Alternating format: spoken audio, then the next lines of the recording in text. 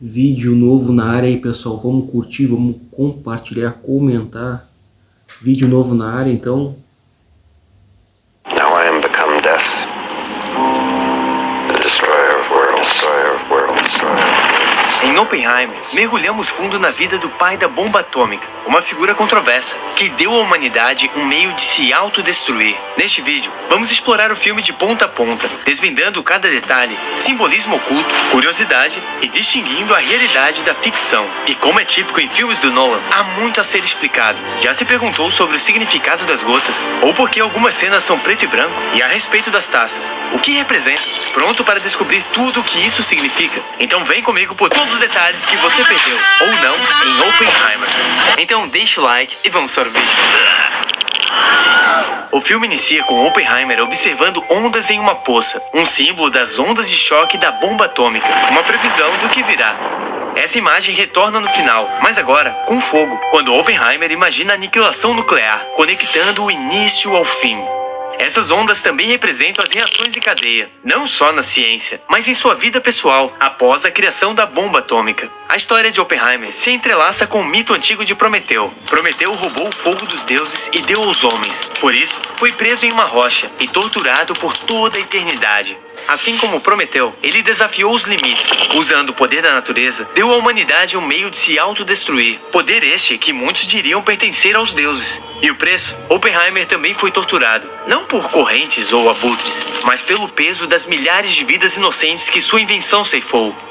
Nolan revelou que as cenas recorrentes fechando os olhos trata-se de manter em sua cabeça. Oppenheimer never apologized in any way for Hiroshima and Nagasaki. Na segunda exibição, muitos temas começam a ficar claros, como a soberba de Strauss, como quando corrige sua patente, ou se ofende quando Oppenheimer se refere a ele como um mero vendedor de sapatos. Strauss é um mero vendedor de sapatos. O relato do jovem cientista envenenando a maçã de um professor em retaliação a um castigo vem de um período turbulento em sua vida, quando Oppenheimer estava sob supervisão psiquiátrica. Acende um alerta no espectador. Oppenheimer é capaz de fazer o mal, mas também se arrepende e não usa a arma, ou a maçã. Esse trecho pode se ver como uma alusão à bomba.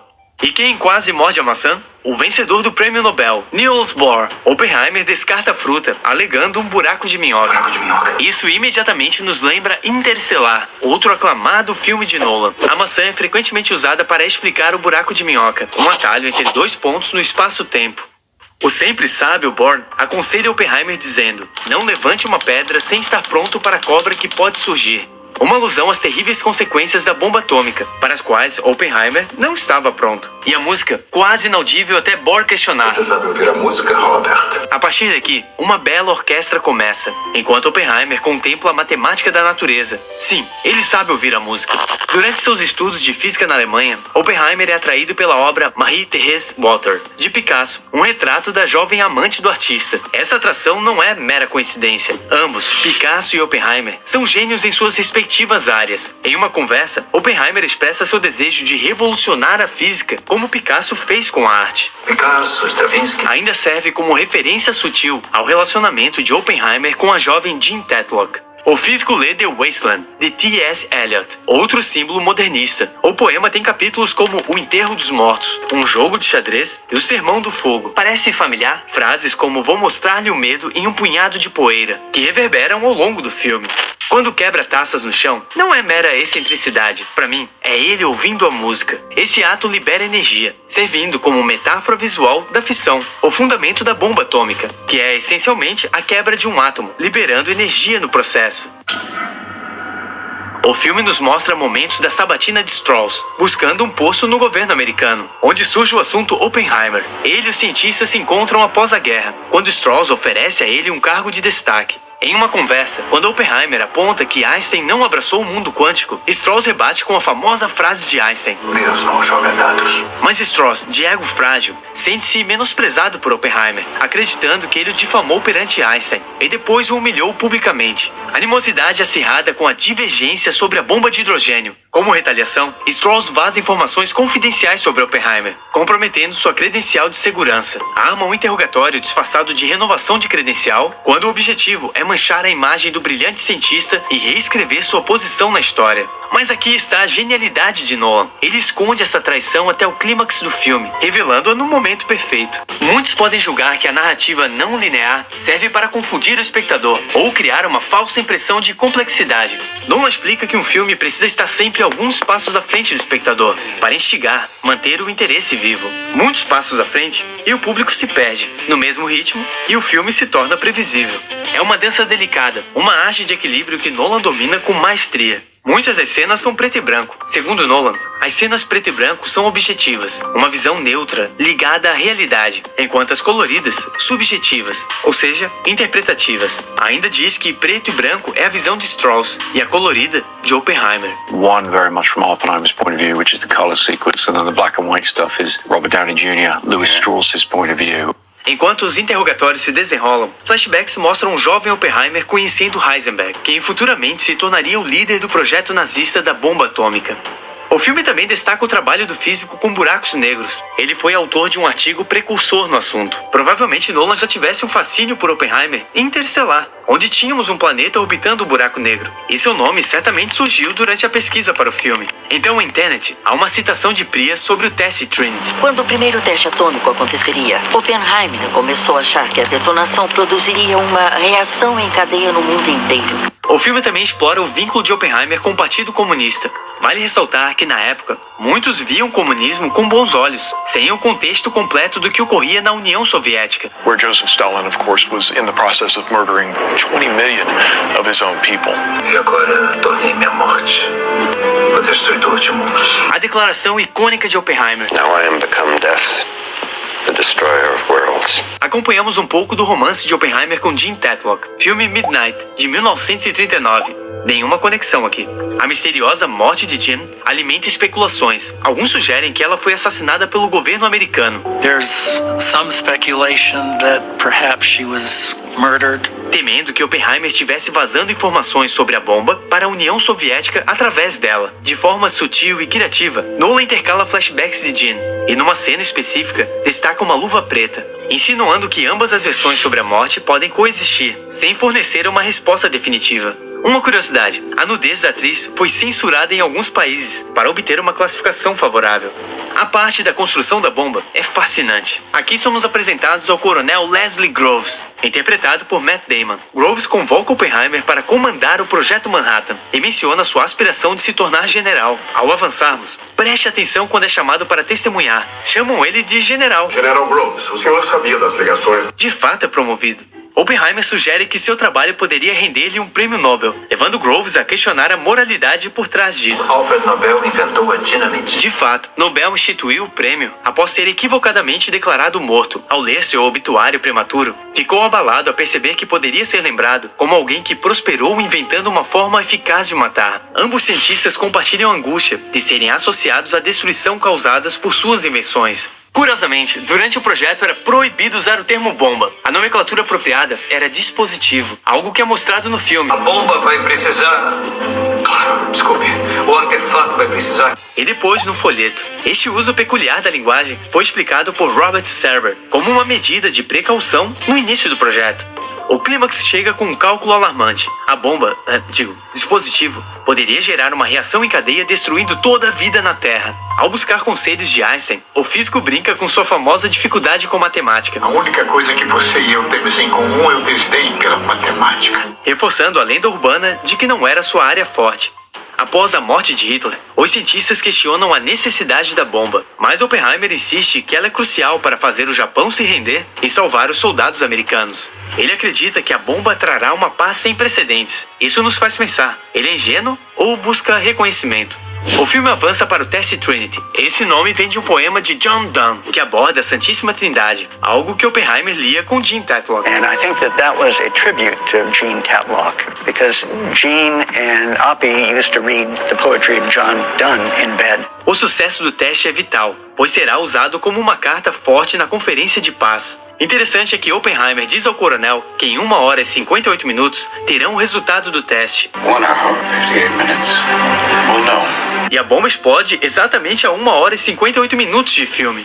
E os detalhes são bastante fiéis à realidade. Por exemplo, Richard Feynman não usa óculos ou protetor durante o teste, alegando que o para-brisa o protegerá. Feynman declarou que provavelmente foi o único que assistiu o teste a olho nu. Prestes a apertar o botão, Oppenheimer fala: Isso é complicado pro coração. Uma frase baseada em relatos. Lord, these affairs are hard on the heart. Mesmo sabendo que o teste deu certo, afinal, é um fato histórico, o filme cria uma tensão enorme. E o jeito que Nolan mostra a explosão é incrível. Em silêncio, como seria percebida antes do som chegar. Isso ecoa a descrição de Oppenheimer. He knew the world would not be the same. Few people laughed, few people cried, most people were silent. Na sala de cinema, o silêncio também dominou. Na celebração temos um detalhe legal. Richard Feynman toca bongô, um hobby real dele. Um pequeno easter egg nerd. Após o sucesso da bomba, Oppenheimer é descartado. O discurso que ressoa nos alto-falantes 2 bilhões de dólares. é o verdadeiro discurso do presidente Truman, que posteriormente chamaria Oppenheimer de bebê chorão. We have spent more than $2 billion on the greatest scientific gamble in history, and we have won. Se resta alguma dúvida da personalidade de Truman, que tal ele rindo após matar milhares de inocentes?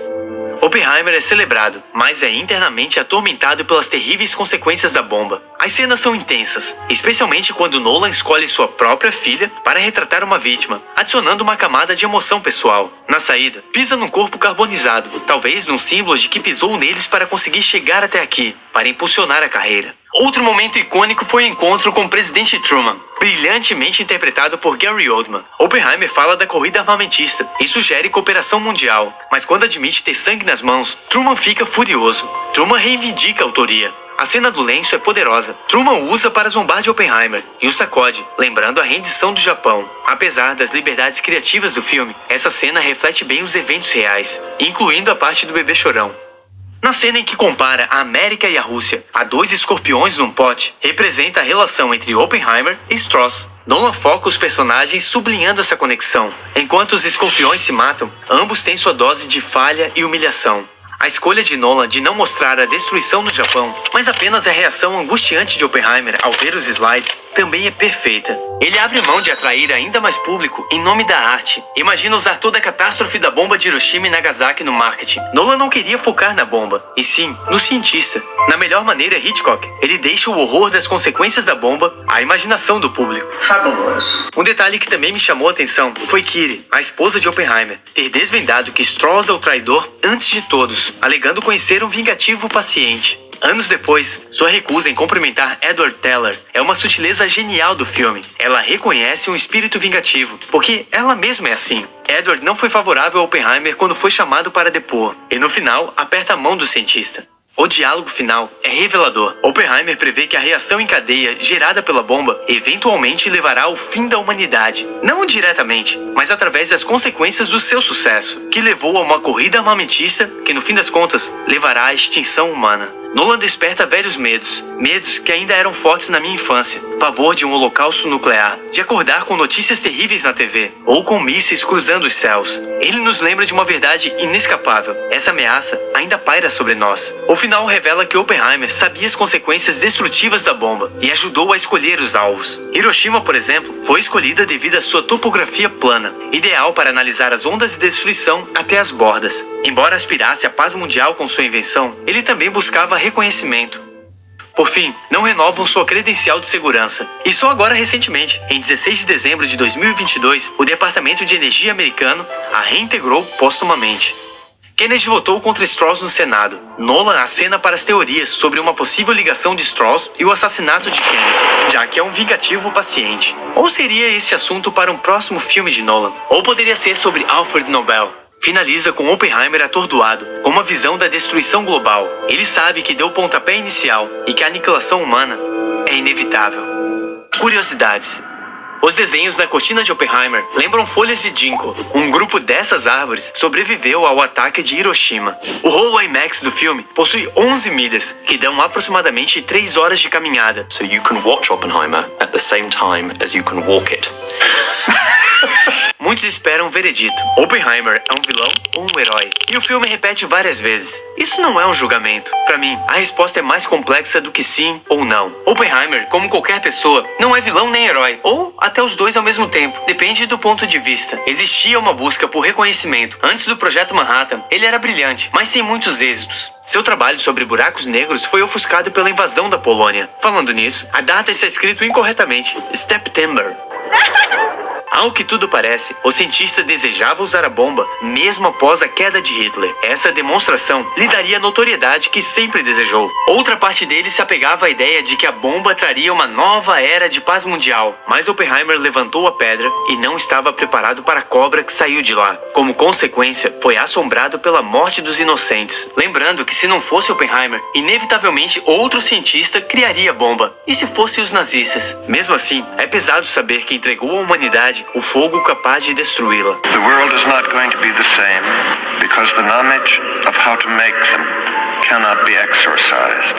Esse filme me deixa esperançoso. Já é a maior bilheteria de um filme